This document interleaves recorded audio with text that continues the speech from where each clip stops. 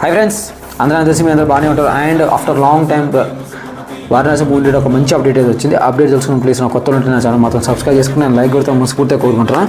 And movie పెడుతున్న budget ఎంతనో తెలిస్తే మాత్రం షేక్ అవుతుంది, నిజంగా బట్టగా షేక్ అయితే. అసలు ఏ ప్యాన్ ఇండియా మూవీ అయినా పెడితే దానికి ఒక బడ్జెట్ ఎంత పెడతారు, ఒక 500 crores 600 crores మా అయితే ఒక 700 crores పెట్టి తీస్తారు. బట్ ఏంటంటే ఇక్కడ రాజమౌళి వారణాసి పెడుతున్న బడ్జెట్ ఎంతనో తెలిస్తే 1300 crores 1100 crores.